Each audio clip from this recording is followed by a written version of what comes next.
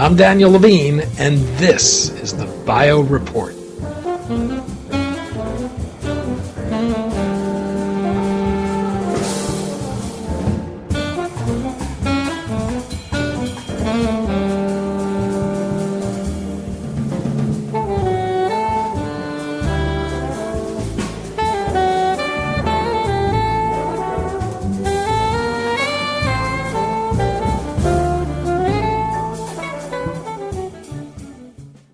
President Jimmy Carter, at a recent press conference discussing his cancer diagnosis and treatment, expressed his wish to outlive the last guinea worm.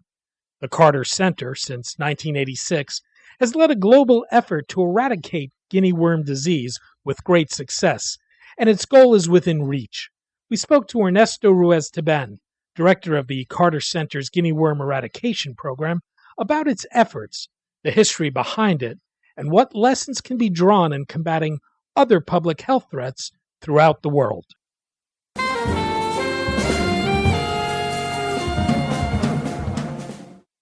Ernesto, thanks for joining us. It's a pleasure. There was a remarkable moment at President Carter's recent press conference where he was discussing his diagnosis and treatment for cancer. As he talked about what he would like to accomplish in the time he has left, he said that he'd like to outlive the last guinea worm. We're going to talk about the Carter Center's work to eradicate the guinea worm and guinea worm disease, how it came about, and why it's been so successful. But perhaps you can begin with the guinea worm itself. What is guinea worm and guinea worm disease? Well, guinea worm is a worm. It's a roundworm. We call them technically nematodes. It grows to about 3 feet in length, and people become infected by ingesting water that's been contaminated by someone else who's had the worm that came out through their skin and released the larvae in the water. The larvae are usually gobbled up by little water fleas in the body of water, and the larvae incubate in this water fleas for about 10 to 14 days and become infective larvae. Anyone fetching water from those sources around that time or thereafter and drinking it becomes infected. Well, so that's how people acquire it. How has the disease manifested itself, and how has it historically been treated? Well, the disease incubates for 1 year, during which the patient doesn't have a clue that he or she has been infected, and there are no signs and symptoms associated with it until the worm has fully grown to about 1 yard in length and or 1 meter in length, and decides to emerge. It's a term we use to say that the worm wants to expose herself to the environment outside of the body in order for her to release the larvae in the water. So at that time, swelling and a blister forms, which causes very intense burning sensation, and those infected, will tend to put water on this blister and the affected limb to find relief. And that's precisely what the worm wants, because it softens the skin. The blister sloughs off and leaving a crater, an open crater at the bottom of which is the anterior end of the worm. And if that part is exposed to water, the worm will release the larvae in it. So that's how the disease manifests itself. All these wounds caused by these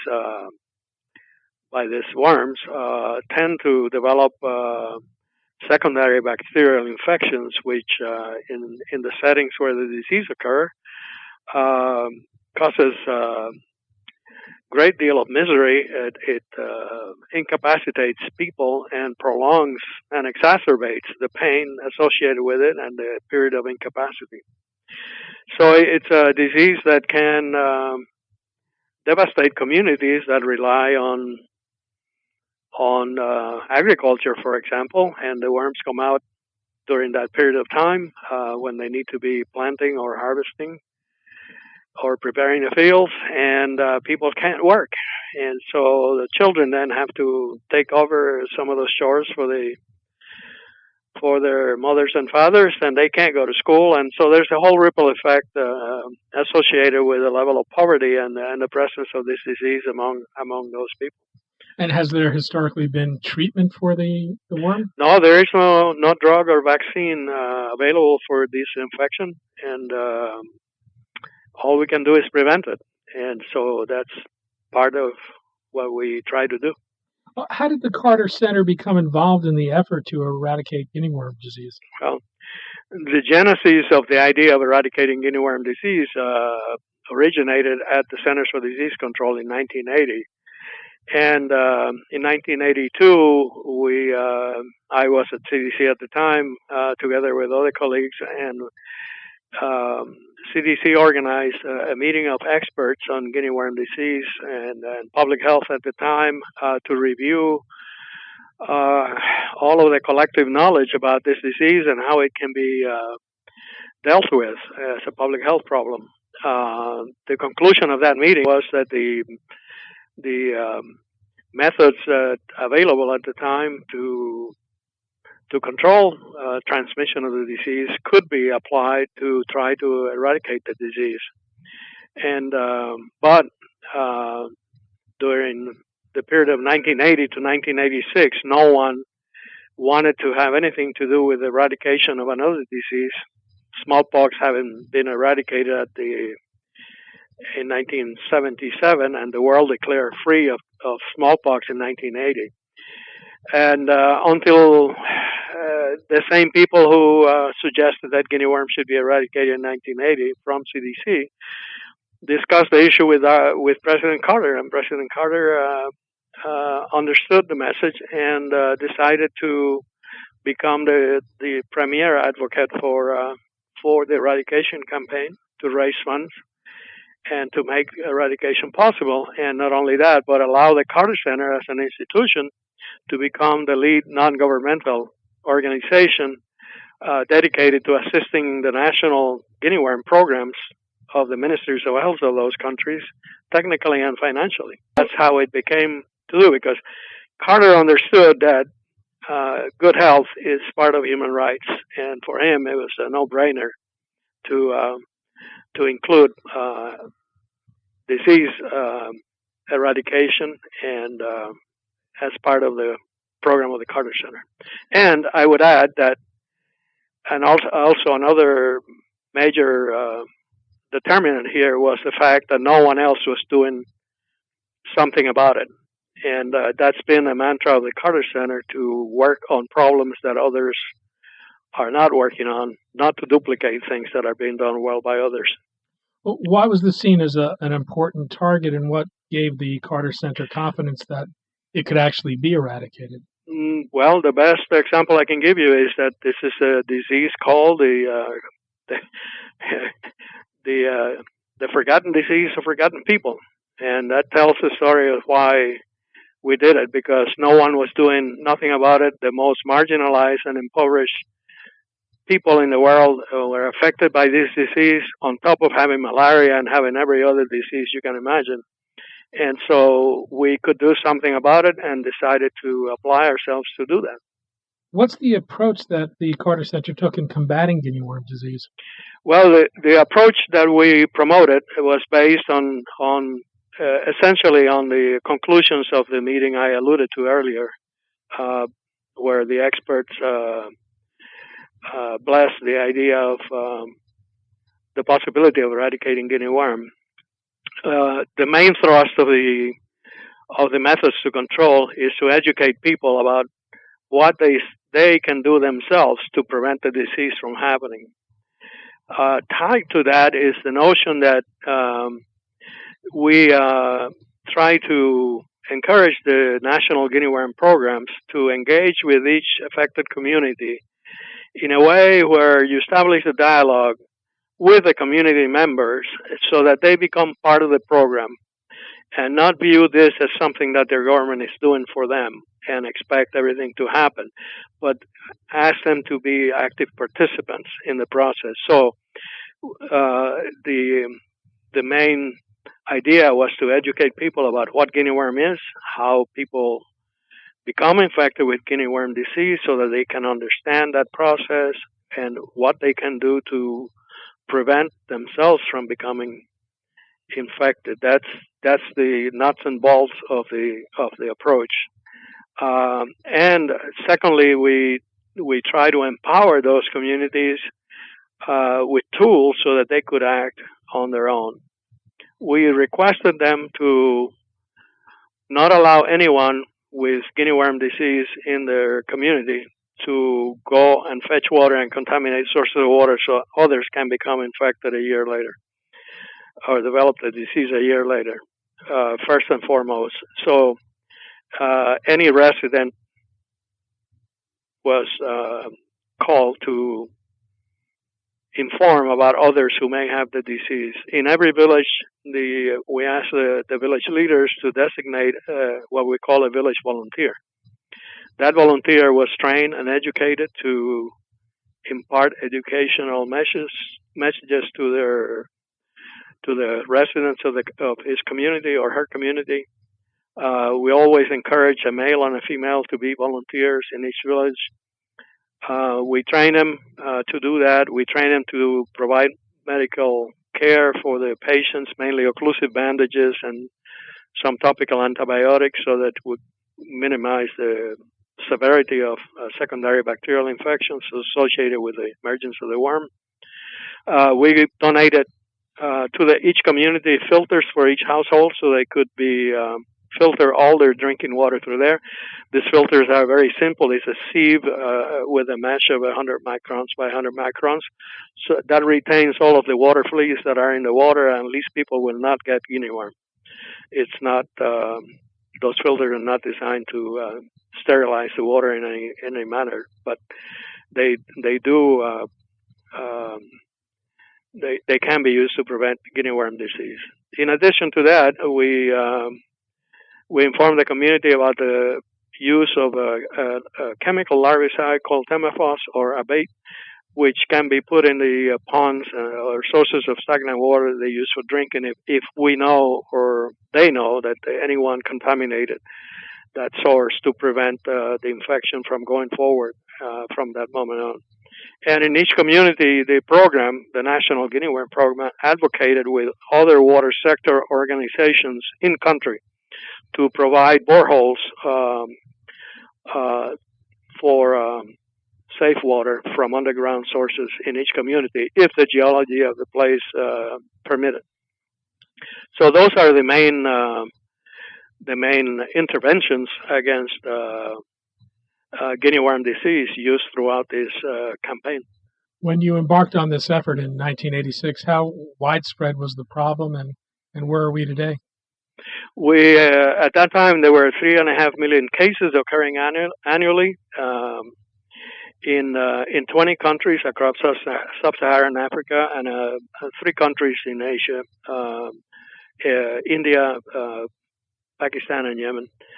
And about 120 million people were residents in the affected area of those countries, so they were at risk of acquiring the infection then. And today? As of the end of the year, 2014, we only had 126 cases left in 4 countries, all of them in Africa, Chad, Ethiopia, Mali, and South Sudan. And as of today, as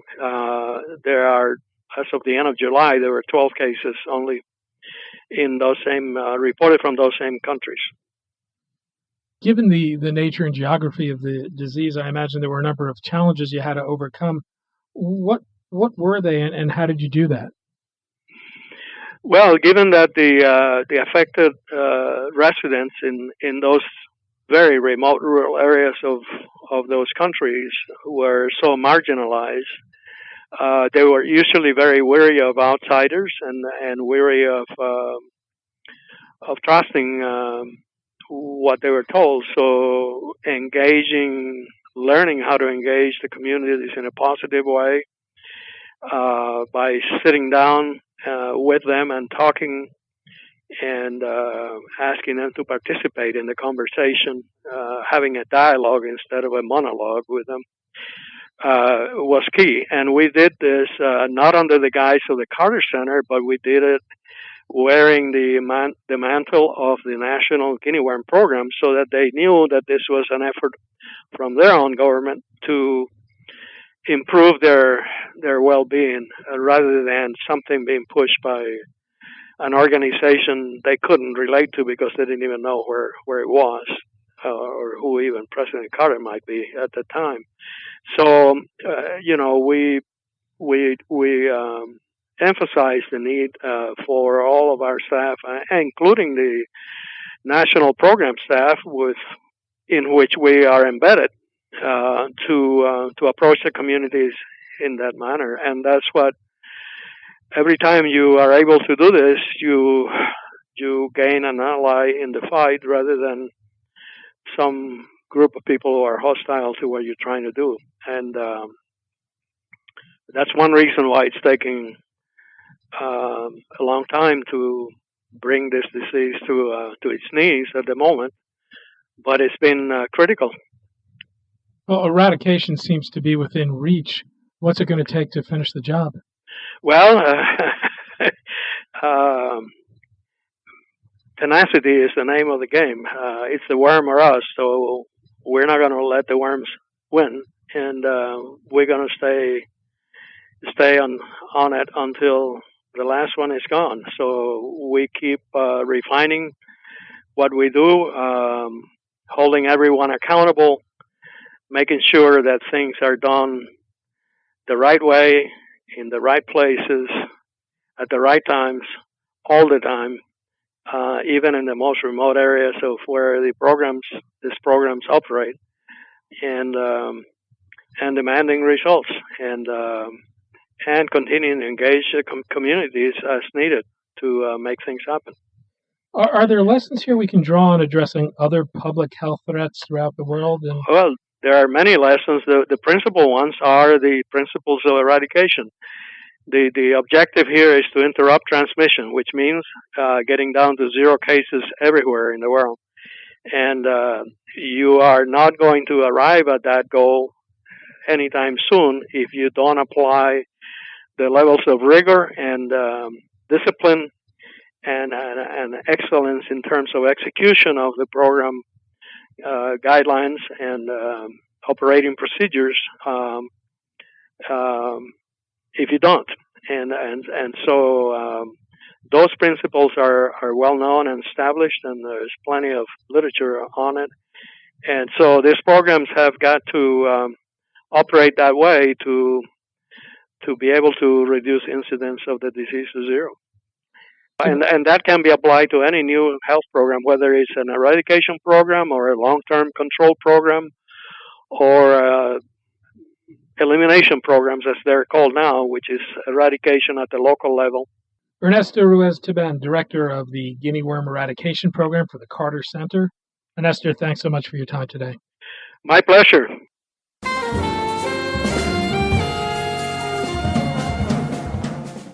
Thanks for listening. The Bio Report is a production of the Levine Media Group. To automatically download this podcast each week, subscribe to our RSS feed or through iTunes or other podcast manager. To join our mailing list, go to levinemediagroup.com. We'd love to hear from you.